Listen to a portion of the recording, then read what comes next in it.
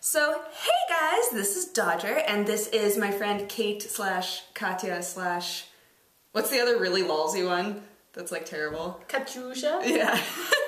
Hi. There are all sorts of nicknames for her here. Yeah, there's a bunch of Ukrainians smush names a lot. Yeah, it's super exciting. But you guys have been wanting to meet her, and we thought that it would be super fun for her to talk about being an American in a foreign country and what it's like and what she loves about here and maybe what she hates about here. Either way. I don't really hate anything. That's good. So, yeah. So, how's it been? It's been a year, yeah? Yes, I've been in Ukraine a year now, and it's been pretty good. There have been ups and downs, of course. Yeah. When you go to live in a foreign country, there's always ups and downs. But it's been pretty good. Good. Yes. What's your favorite thing about living in Ukraine right now? Do you have a favorite thing? My favorite thing, I think the weather right now. It's beautiful in the fall in Ukraine and in the summer. It's my favorite season. So I like to go for long walks and the skies are very blue and it's cold, but I like it. Hold on a second, we have a cat. There's a cat trying to... Don't drink that. Don't drink tea, kitters. Would you like to meet Eric Kitter? Kitters. This is my kitten Erica. She's very cute. She was a stray and I took her in and she's right now very energetic. You should explain why her name is Eric Kitter, or Erica, because I think it's hilarious. I feel like it's a little awkward. No, you should explain it, it's so awesome! Okay, so the reason her name was Erica is because we watched X-Men First Class a couple days ago, and then we adopted her, and she's silver, like metal, so we named her Erica, after Eric. I think it's the coolest reason ever. Okay, seriously. Come on, you... Wow, you were like big into that Afghan right now. Yes, there you go. Fantastic. So now you have met Erica, yes. the most fantastic of cats. She's super cute, but very like... She needs attention constantly. Right now, yeah. She will probably interrupt this several more times. Probably. Yeah. Yeah, I think like the thing that's been weirdest for me has been how many strays there are here. Like, was that really shocking for you too? Oh, definitely. Like, when you go out into the streets, not in the big cities as much, but in the small towns for sure, and in the smaller cities, there are animals everywhere. Especially, the biggest one for me was the big dogs, because I'm small. Like, you can't tell from here, but I'm a small person. She's about the same height as me, and I'm very short too. Yeah, so there are these dogs walking around in the streets, especially at night, and they could easily take me down, and it's a little scary. Yeah. I've been chased. I was in a bigger city a couple of weeks ago, and I got chased by some dogs. I was just walking in the park, and they started running at me and barking, and I was like, oh. Awkward. It was pretty scary, Yeah. but they didn't bite me or anything. That's good. It was the only time I've been actually threatened, but they go after runners a lot. Oh, I bet. A lot of my American friends run to stay in shape, and they get chased by the strays all the time. That's so terrifying. I know. Yeah, like when we were in Lviv and we went to the train station, and we were walking up and I was like, oh, there's a dog sleeping, and then we kept walking, and then I was like, oh, there's another dog sleeping, and then we rounded a corner and there were like 10 dogs like sleeping on a flight of stairs, and I was like, what? Like, that's pretty normal. Mind. Yeah. There's a lot of cats too, but I like cats more than dogs personally. So I live at my school. And I feed all the cats at my school, and the teachers and the director are kind of like, why does she do this? But they don't mind. They don't have a problem with it or anything. But they kind of, I think if I keep feeding the cats and there end up more cats, they're eventually going to be like, Katya, maybe you should stop. What are you doing? But the cafeteria feeds the animals too, right? Yeah, they give them leftovers. That is so smart. What do we do with our leftovers in America? I don't think we do anything useful with them. Put them in the trash. Yeah, we just throw them away. Yeah. I think it's so much cooler that they feed the strays since there are so many of them. Definitely. With food. Yeah. Yeah. But there are still so many strays, and they just don't have any good programs to take care of them. Yeah. Maybe in a like 10, 20 years they will, but right now it's just a big problem. Yeah. So it's very sad to me. Has it been weird teaching kids that don't speak your language? Like, was it really hard at first? Oh, it's still really hard. Classroom discipline is really difficult. The English part, like, they want to use English with me, but they don't always have the skills to do it. The biggest problem I find is when they're misbehaving. It's hard in the beginning it was very hard for me to say, don't do that. Right. You know, stop that. Don't do that. I learned slowly but surely. I learned Ukrainian words to say, stop it. And at this point I yell at them in a mix of Ukrainian and English, and they usually get the point when I'm really angry with them. Yeah. But I'm also very young, and I don't teach any of the classes full time. I like share classes with other teachers. So a lot of the times I'm not the only teacher in the room, which helps. But when I am, it's like a frickin' circus. It's insane. Yeah. It can get a little crazy. I mean, I enjoy it sometimes, but sometimes I'm like, okay, guys, I need you to just... That would be, yeah, because it seems like your classes are always super fun, but that would make it hard. They are fun, but sometimes we need to not be fun, and we need to read. And, yes. And they're like, we don't want to read. Can we play games? Why can't we play games? I have witnessed this They quite do a it few a times lot. already, and I've They're only very been here a good at it. week. Yeah. So, were you disappointed that you came to a small town, or? A little bit. Yeah. I wanted to be in a city. Yeah. But I really like my town. My town is about 12,000 people. And it was hard to get to know people at first. It's small, and in winter, nobody goes outside. So it was like me and then everyone else for a long time. I was pretty isolated. Yeah. But as my language has gotten better, and as I've been more, as people are just used to me here now, I've gotten more integrated, and I know more people, and the cat is biting my arm. Kitters. Yeah, I know more people, and I think that now I really like the size of my town. It's perfect. It's like, it's not too small. It's not a village, but it's also not a city. So at this point I know where to get everything. I know what I can't get here for the most part. Yeah. And I know how to get around. I know all the bus schedules, the train schedules. I'm pretty used to this place. Yeah. So, and I like that it's so small because I can walk out to the forest, or I can walk to the fields. Oh, the forest is so pretty. Yeah. Yeah. Everything's really close by, and I don't, if I was in a city, I would not have that. Yeah. So. What has been the weirdest thing, like, culturally for you to deal with? I think the weirdest thing for me is I'm a very plan-based person. I plan everything to the last second. And Ukrainians are the exact opposite. Yeah. I mean, they're just different points of view. I'm not trying to make it sound like, Ukrainians. Yeah. But there were definitely points in time where I was like, Ukrainians! But it's just because Ukrainians do everything, things change a lot. They're very flexible. And I wasn't very flexible because I'm used to planning. Yeah. So I would always know, like, I'm going to do this, this, and this today. And when I wake up in the morning in Ukraine, you never know what you're going to do today. Yeah. On Friday, we woke up and we ended up, at the end of the day, we had gone to a concert and a party and all this other stuff that we had no idea was going to happen in the beginning. Yeah. Another example is last week, a teacher of mine asked me on Monday if we would be interested in going to a city, a neighboring city that's about 3 hours away, 2 days from then. He was like, you want to go? We're going to be gone all day. You'll miss classes. It's okay.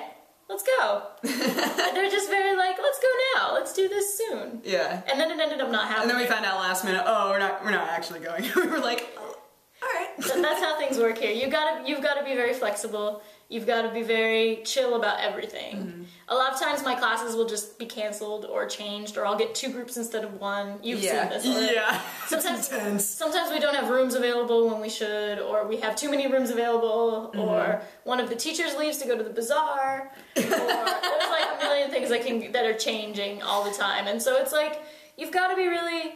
But one thing that's incredible about Ukrainians is they're so good at adapting to this. Yeah. Like, I never knew how they did it back in May, and like even in March when I was first here, it was like, when I first got to my site, I mean. Yeah. It was like, oh my goodness, what is going on? Like, how do these people do this? But now that I've been here a while, I'm much better at it. Yeah, I think that it's something that Americans in general could take a lesson in. I think because so. we're very like, no, this is happening at this point, and then I do this, and then I do this. I've noticed that in other things besides just working, I've gotten a lot more calm. Like traveling, I don't worry about everything anymore. I'm very chill. Yeah. And I'm like, Ukraine did this for me. Now my blood pressure will not be too high anymore.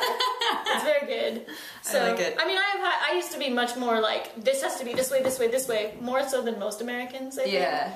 But it definitely is There are still people who haven't figured it out yet that I know. So I'm quite pleased to have adapted to this. The transportation system here is pretty sweet too. Like, it's pretty good. Pretty much any time we've needed to get somewhere, it's been like, oh, we can get a bus there. And I'm like, sweet. Unless the bus doesn't show up for some reason, because sometimes the drivers just don't go. But, you know, for the most part, it's pretty reliable. Our trains are always on time though. Like, Yeah. Not always, because we had a couple late trains, but that's unusual. Yeah. In the summer, I traveled a lot through Ukraine, and sorry, the cat is sucking on my sweater here.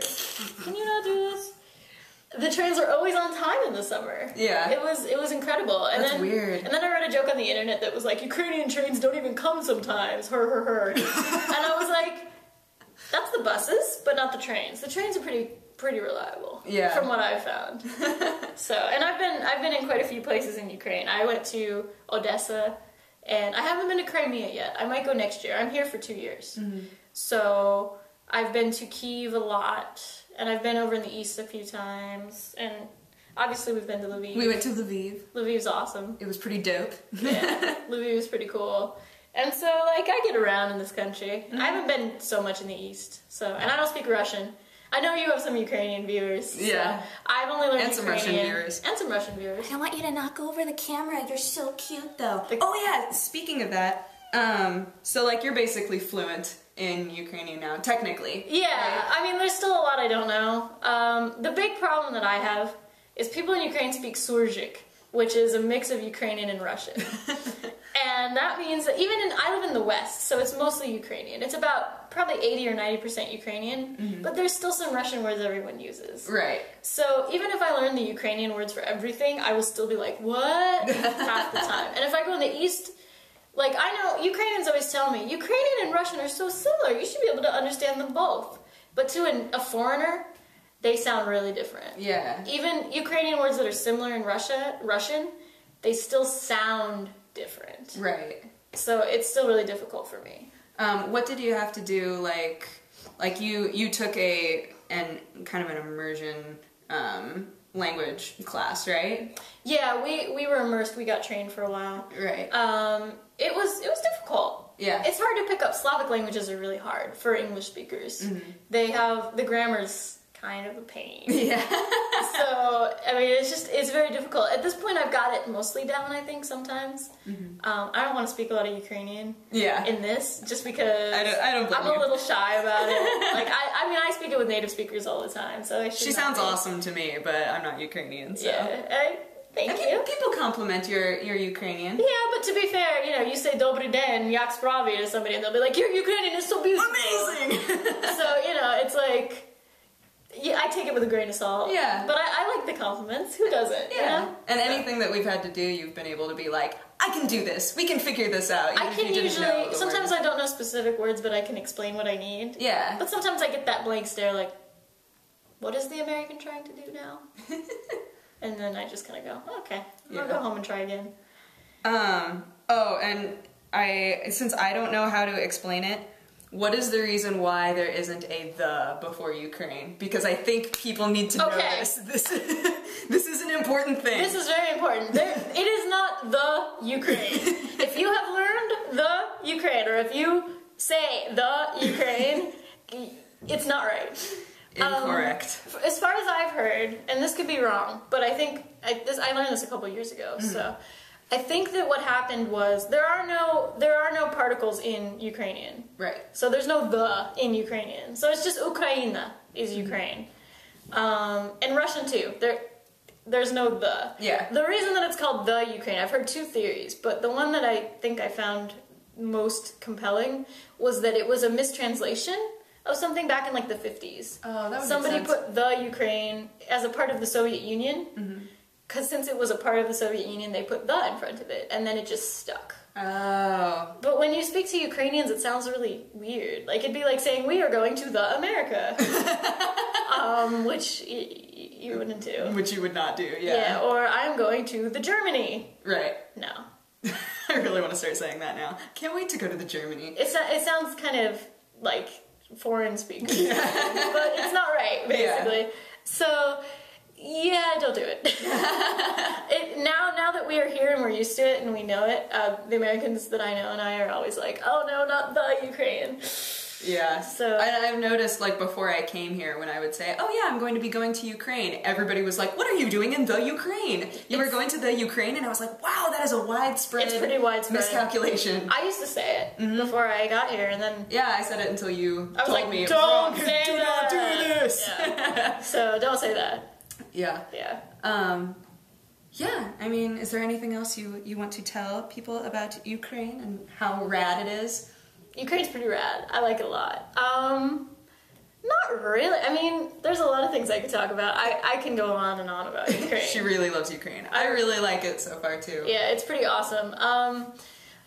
I think Ukrainians are really awesome people. Like, they're really genuine people. They're very friendly once you get to know them. Yeah. They take a little while to get to know, but once you get familiar with them and once they're used to you, they're very friendly people. They're very generous. And the food is excellent. I love the food here. I've learned to make borscht, which all my Ukrainians are very proud of. Your borscht is really good, too. Thank you. I play around with it. Every time I make it a little bit different. Yeah. And so I like to make borscht. And I've been introducing them to American foods. I baked cookies for them like a month ago, and everybody was like, oh, what is this? What is this nonsense created? They have cookies here, but they're all sold in the stores. They don't usually make them. So I haven't seen anything that looked like a chocolate chip cookie. no, or these were anything chocolate like chip cookies that I made, and everybody was like, oh. So I had to give the recipe. I translated the recipe into Ukrainian and handed it out a couple times. That's so cute. Probably badly, but I think they could, they seem to understand. Hopefully so. they can figure it out. Yeah. So yeah, I mean, I've been sharing American culture, and they've been sharing Ukrainian culture, and I studied anthropology in school, so for me this is like my dream, living in another culture and seeing other things and learning a different way of thinking. I think is the biggest thing that I'm really enjoying, because we get so used to our lives that we all think along the same lines, and it's like it's nice to go to another culture and challenge yourself. Yeah, for sure. You know, like you may not end up agreeing with that culture, or you may end up hating them, but at least it's good to see how other people live and to get another perspective. And obviously I didn't end up hating them. Right. So, it can be really good too. I feel like the person I've become since I've been here is a lot more well-rounded, and I've picked up a lot more cool skills. I dye my own shirts now, and I have learned how to repair a lot of different things. I never cooked before I came here, and now I cook quite frequently. A lot of just little skills and things that I've picked up, and I want to pick up more, so.